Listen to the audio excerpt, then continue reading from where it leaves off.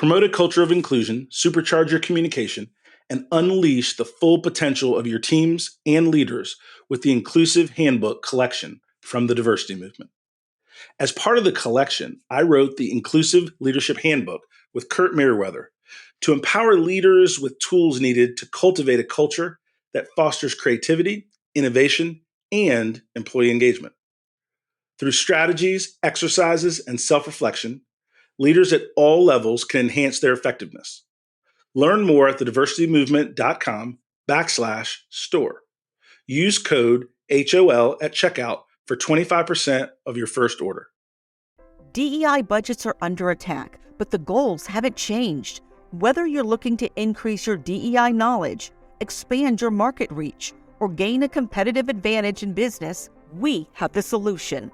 TDM Library is your single source for expert-curated DEI resources, strategies, and solutions, all designed to help you transform your workplace culture and be a more effective contributor. For $9.99 per month, you get access to our searchable subscription-based digital library. There, you'll find articles, practical how-to guidebooks, podcasts, award-winning microvideos, and more than 700 Q&As, designed to help DEI practitioners, thought leaders, and executives create a more inclusive workplace. Whether you prefer to listen, watch, or read, we have the resources for you.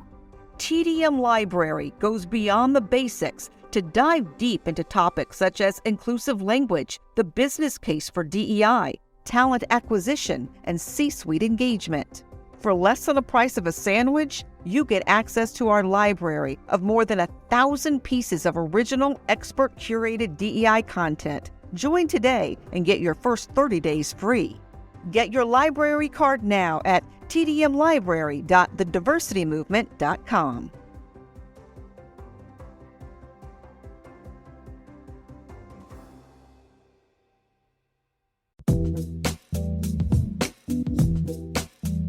Welcome to the Hustle Unlimited podcast. Our mission is to inspire greatness in people who are chasing their dreams. We'll give you access to entrepreneurs and business leaders who will give you the fuel to chase the dreams that you have.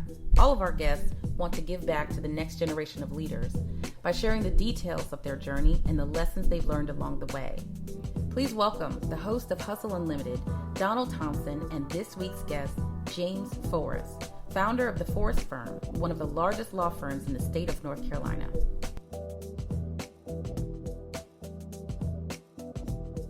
Hey guys, this is DT with another episode of Hustle Unlimited. And like always, guys, what we want to do today is introduce you to a phenomenal business person, a great individual. And we're going to talk through some things today with James Forrest about how to really chase your dreams and impact the community in a powerful way while you're doing it. And one of the things that we want to do, as always, is we want to give inspiration to the dream chaser. And so with that, James, thanks for hanging out with me, man. Yeah, man. Good to see you. Yeah, it's absolutely good to see you. I've been waiting literally for a month to get a chance to kick it with you. Everyone gets excited about meeting with a lawyer, right? Yeah, exactly right. Well, if the meter's not kicking, absolutely. Absolutely. So here's the thing that I'd like for you to do. Take a minute and just introduce yourself. Where are you from? Brothers, sisters, where you went to school, married, single, all that good stuff. And then we'll kind of dive in from there and just talk some. Yeah, man. Yep, so I'm a corporate attorney, been doing that for 15 years, married to my wife Julie for longer than that. 4 kids, Ava 13, Marshall 11, Judah who's 9, and Zach is 4. That's awesome. Double Tar Heel grad, Okay. from North Carolina, grew up near Charlotte, went to Chapel Hill for undergrad and law school, and been lawyering ever since, and love Raleigh-Durham, man. There's some super exciting stuff going on here, and love being an entrepreneur here, and love helping entrepreneurs here. Oh, that's awesome. So one of the things that I know just from being partnered with you and some things and knowing you is you started out, or when I met you, at a pretty large, prestigious law firm. Yep. And then after some time doing that, you decided to make a leap and really create something on your own. Can you take me through a little bit of that thought process, that thinking, and that experience? Sure. I spent 7 years in 2 very large law firms, very traditional environment, suit every day, 70 hours a week. Tough, kind of a hard environment, and I learned how to practice law there. It was a great experience for me. There was a pretty significant thing lacking in terms of professional and personal alignment. And what I mean by that is, and you've experienced this as a client, a consumer of legal services over the years, is My very first clients were my friends. They're people that I knew in the community from my church, the boards that I was on, the kids' softball team that I coached, and they came to me and they said, "Hey, we know you, we like you, you're a lawyer, let me engage you for legal services." And I brought them into this very reputable firm, which I thought would go super well because I was very well intentioned. I hustled a lot, and I had some of the best lawyers in the state around me. And much to my surprise, over a handful of relationships and over about 6 months to a year, as I started to bring some of those clients into the firm, their experience with me was just less than stellar. With the firm was just, I just got negative feedback, and that surprised me. It bothered me because they were my friends first, clients second, and so I asked them why. I didn't get it, and their feedback to me was, "Look, you're great. We like you. You respond to us. I'm sure you're a great lawyer, but you're wildly expensive, and more importantly than that, you're unpredictably expensive. So I call you, I give you something to do, and then I get a bill 30, 45 days later that's usually 3, 4, 5x what I expect it to be." Gotcha. And that's problematic for me. Yeah, that's a challenge for business owners. And 5 years into my career, I was still green enough to where, or maybe humble and malleable enough to think how to put myself in the client's shoes and say, okay, how would I want to be treated in that situation? And I couldn't think of another context in my life where I get into something and not know what I'm going to spend on the front end. And so it made sense to me to slide a little bit of leverage back to the client side of the table. And so, long-winded, but I just implemented pricing transparency into my practice at that point. And all that meant was things that I could flat fee and do on a predictable number, I would. For things that were complicated, M&A, litigation, as you know, is unpredictable, giving good faith estimates and just over-communicating with clients about spend. When I did that, it was like magic. Subtle change in the deliverable. So I want to jump in there for a minute. Over-communicating with clients. That supersedes the legal world. That's just any business that you're in, working with somebody in a service-based business to exceed their expectation. Right. Yeah.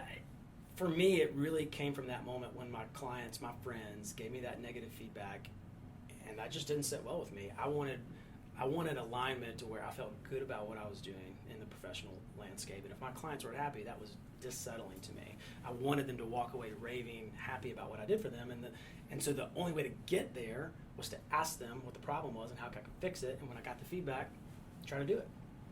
Ask your clients what the problem is, try to fix it, and then people will talk good about you and you grow. Yep. Tell me about the experience, though, of leaving that big firm and that security. There's some security in a big brand name and different things, and building your own brand from scratch. Yeah, for a year or two, I implemented those customer-centric principles while at the big firm. So I did make a leap of faith immediately. I just tried to do things a little bit differently while in that traditional environment. When I did that, that led to robust growth for my personal book of business, the number of clients that I was serving, and it made more and more sense as I progressed to maybe do that on my own. The traditional law firm is great and wonderful. I have friends there, learned a lot there, but it's not super client-centric. And so as I started to really push the envelope, rather than just giving you a flat fee on a task, what does it look like to manage your entire legal budget monthly and annually for a predictable spend number? And you can't really do that in a large law firm. They're not set up to really do that. And so jumping out on my own gave me the freedom to do that. I launched Forrest Firm in January of 2011. Nice. It's been 8 years. The first 3 years I worked out of my bedroom. Love it. Hustling hard. And it was a little scary. I mean, it was. I mean, there's a moment of jumping off the diving board you got to kind of fully embrace. But at that time, I had built up enough clients that it wasn't a complete leap of faith. I felt at least 70% certain that I could pay the mortgage, and it's gone well, man. As you know, we've had 2,000 clients engage our firm in the last 8 years. So wait a minute, 3 years in your bedroom. Yeah. Now you've got 2,000 clients that have used your services. Yep.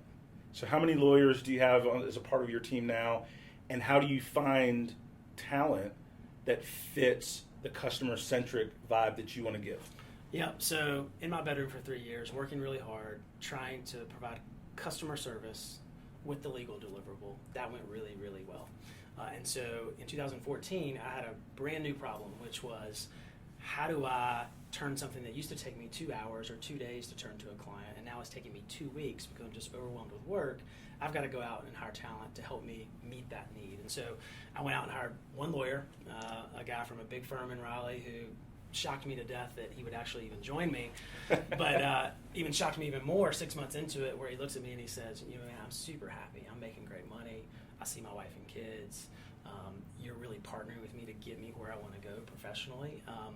And the light bulb went off for me at that point that the lens that I had applied to clients, which was get in their shoes, be empathetic with their situation, and try to treat them the way that I want to be treated in their shoes. If you do that with clients, that'll go well. That was the business theory, and it did. There was return on investment with that. It felt like the right thing to do, but there was also ROI, which is awesome. If you apply that to legal professionals, right, we have a high depression rate, high suicide rate, high alcoholism rate. If we can do that better, comp people well, give them work flexibility, let them wear whatever they want to wear. So no suits all the time. No, not all the time. I mean, every now and then when it makes sense. But if you do that, that's also the right thing to do. It might also have return on investment, and we've been working that theory out for the last 4 years, from 2 to 45 people. And so you've got 45 people on your team now. Yep. Over the last couple of years, which is amazing. Yeah. Right. So tell me some of the characteristics outside of the legal profession. Right. You have to pass the bar. You got to be licensed, practice all those things. But tell me about some of the characteristics that you're looking for as you're building your team. Yeah, that's not hard. Hungry, humble, smart. Patrick Lencioni, I don't know if you read the book, ideal team player, but I want people, obviously they have to be qualitatively excellent with legal, and they've got to be smart, right? Most lawyers are. What we struggle with legal professionals a lot is the humble part. Right? I don't know if it's the personality trait or how they train us in law school, but we think we know a lot, and we do know a lot. And so it's rare to find the combination of someone who's absolutely qualitatively excellent, but is humble enough to say, man, there's some things I don't do well. I welcome objective feedback about that, and I want that so badly to get better that I'll check my ego at the door and let you speak some things into my life that maybe I don't want to hear. I mean, from an entrepreneur standpoint, that aligns, right? Humble, hungry, smart. I've seen a lot of businesses in my career, those that I advise, really smart people, hungry for excellence, but not humble enough to take advice so that they can make smart decisions faster. And a lot of times those businesses meet, with dire consequences. Yeah. Because we just don't all have all the answers, and we're looking for the right answers quickly. So let me ask this, pivot a little bit away from the firm. Tell me a little bit about some things growing up that shaped you as an entrepreneur, right? And a little bit of that journey to where you are today. I never thought I would be an entrepreneur. I went to law school. Lawyers are generally risk averse. The risk takers go to get an MBA usually. So I would disagree with that. I mean, maybe. But but still. So I didn't really have a lot of entrepreneurship growing up. I mean, I worked jobs here and there, but I know your story, going out and selling Jolly Ranchers. Whatever age that was, I didn't do that. I wasn't an entrepreneur that young. But I think for me, it's back at that law firm, seeing the market opportunity in front of me. I didn't have this deep desire to be an entrepreneur. I just had a deep desire for my clients to walk away happy, right? And I saw that wasn't happening, and I just decided I was going to do different. And maybe I could still be at that big law firm doing it differently, right? There wasn't an imprint on me you absolutely have to go be an entrepreneur. It was, I want to do the right thing in this situation. That happened to lead to return on investment, and as that grew, it led to an entrepreneurship opportunity that, of course, I would take advantage of. The foundation for excellence is find a problem, solve a problem, and replicate, right? And a lot of times we try to make things about success so much more complicated than they really are. And so now, moving to family, though, right? You have 4 kids? 4 kids. All right, so that's rock star status, right? So tell me a little bit about, raising 4 kids, some of the things you try to imprint on them as you're growing young leaders, right, in our society. I mean, I think personally, and then I'll hush, but a lot of the imprint of any business success I've had has been how my parents raised me to view the world and a work ethic. Right. And everything was available to me in terms of what I could think and dream and be, but I had to put the work underneath it because nothing was going to be given to me. Sure. Right? What are some of the things that you teach your young ones at home to build a better way for themselves and others? Yeah, it's a great question. I think about my boys. So I've got a girl, she's 13, and all of a sudden she likes boys. So I'm just going to skip that chapter for a second because that could be long-winded and get me in trouble. And then I've got 2 boys, 11 and 8, and then a 4-year-old. My 11-year-old and my 8-year-old, they have bunk beds in the same room. And on their wall, there's a Bible verse. It's Luke 2:52. It says, "And Jesus grew in wisdom, in stature, and in favor with God and man. And really that's 4 categories that we kind of focus on, right? So their job, like I talk about their job. I go to my job, they have a job, right? And one of the big rocks of their job is going to school and developing academically. Another job they have is just to grow physically, right? And to take care of their body and exercise and eat right and those kind of things. Socially, right? To grow socially, to grow in their friendships, to grow in their love for other people, their empathy for other people. How do you get them out of this me mentality that we all have a little bit of propensity to, but certainly in a younger generation, how do you get them thinking about loving other people well? And then obviously in their relationship with a higher power or God, spiritually, growing spiritually. And so we've used that as a model for all of our kids, and who knows if we'll be successful or not. I don't think there's a one-for-one relationship on good parenting and kids turning out the way you want them to, but that's well, we stack the deck the best we can, and it seems like you're absolutely doing that. When you think about goals for the First Form, goals that you have, what are you stretching for these days? Yeah, you've probably heard me say before that I affectionately say that I'm an A- lawyer and a C+ CEO. And so I'm still learning how to be a CEO, and that role has changed. Now, I was a lawyer until about 2 years ago, where we just got to a place as an organization where we really needed CEO-type leadership, and that's a full-time job and then some. So that's kind of to set the stage of I don't know if I'm great at it. We don't have an established 5-year, 10-year plan. I'm a visionary, right? And I'm passionate about treating people the way that I want to be treated. That's clients. It's our legal professionals now that they're here. And then the third prong of our mission statement is giving back to the community. And awesome. Those 3 things, I think, are a recipe for big success. Deep down, I really feel like it's the right thing to do, and I feel like I'm moving the needle to positively impact the people around me. But it also has big ROI attached to it as well. So how big is big enough? I don't know. We're 45 people. I think we're just scratching the surface of it. I think we could be 100 people very easily over the next several years across North Carolina.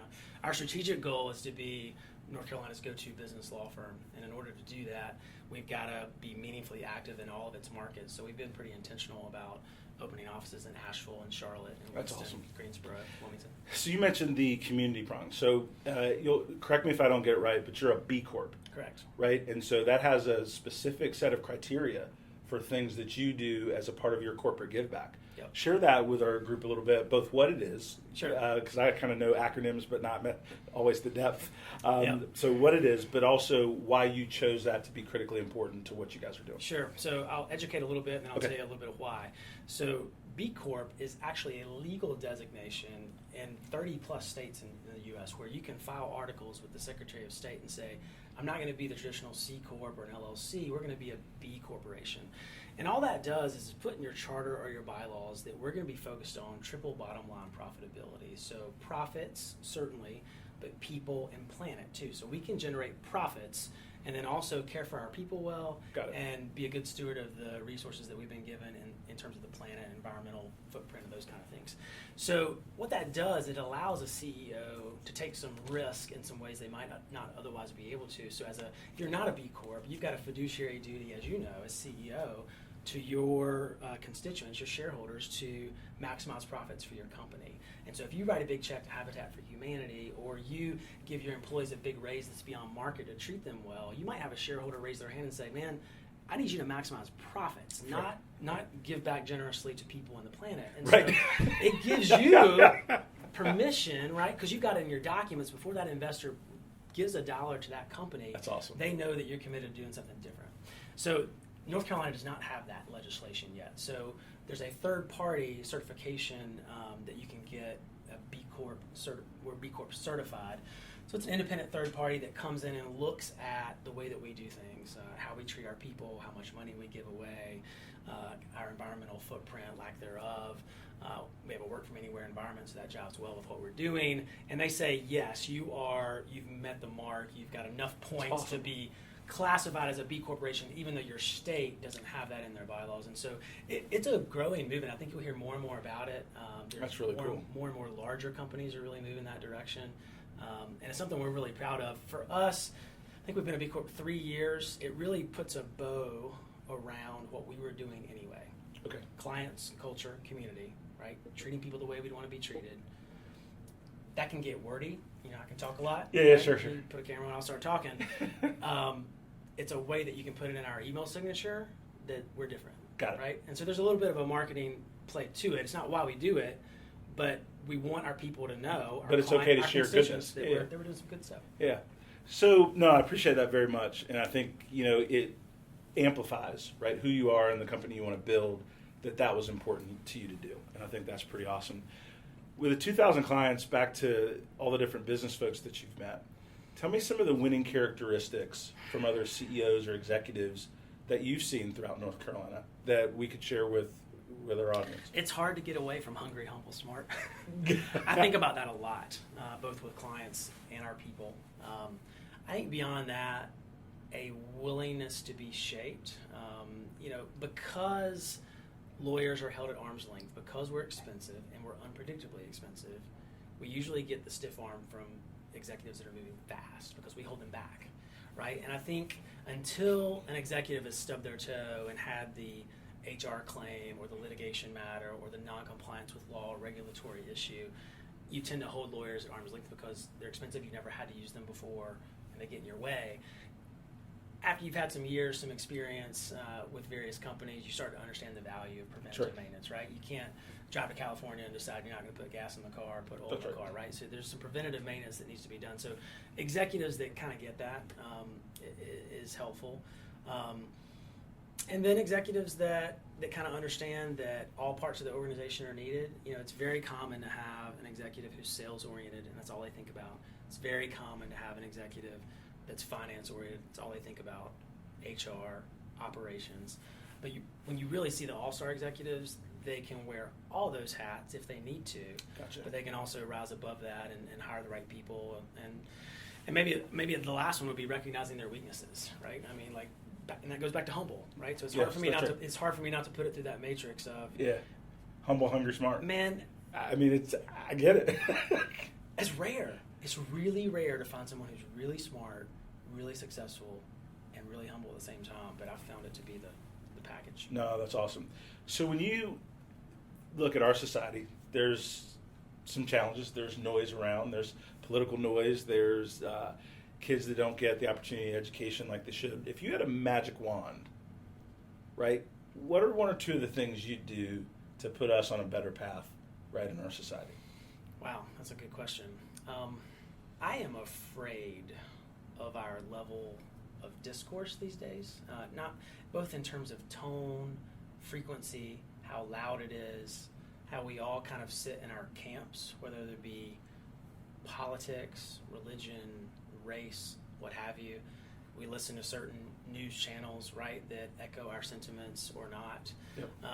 And it's kind of like this echo chamber where we're kind of hearing the same stuff and we get further and further entrenched into our positions. And so, I think I'm 40 years old, and the first 20 years of my life, I felt like as a society we were able to have a polite Thanksgiving conversation around politics or religion or any other topic that might be somewhat controversial, and it seems like we can't really do that these days. At least I'm afraid to do that these days, because immediately the moment I give you some information about my background, I get categorized into a certain group, with stereotyped a certain way, and I'm not sure I know the answer. Yep. But social media, everyone's got their own PR team, right?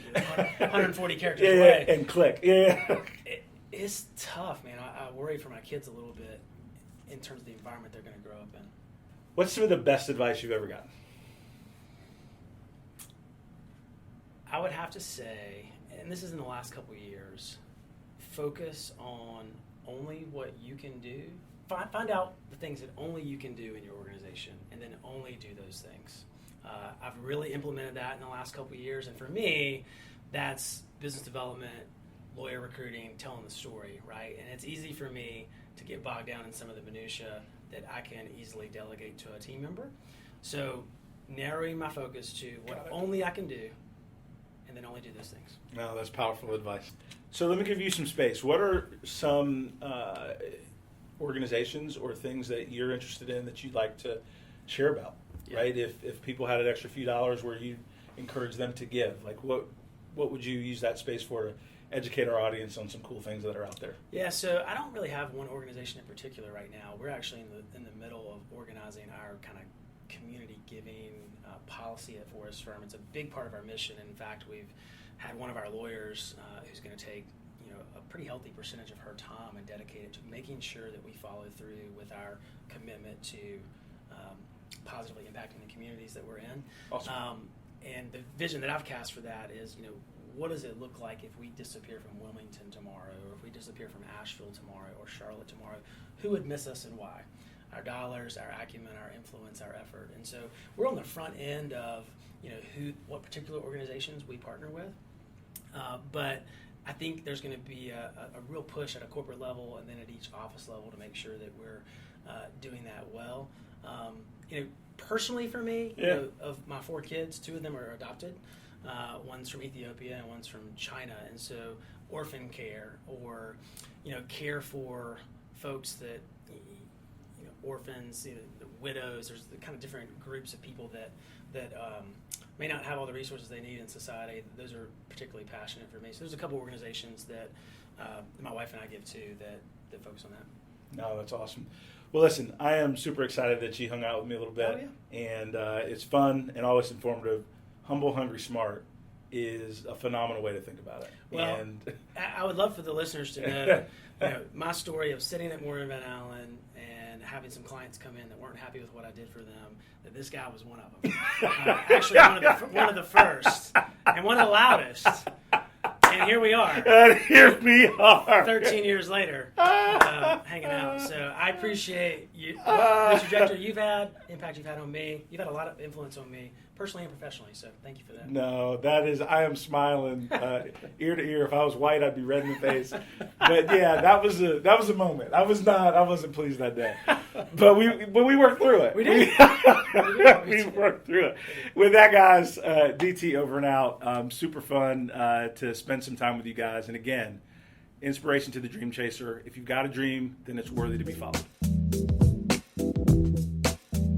Thank you for joining us on Hustle Unlimited. Make sure to join us each week for more conversations with leaders in our community. If you enjoyed this episode, leave us a review and subscribe on your favorite podcast player. Until next time, make it a great week.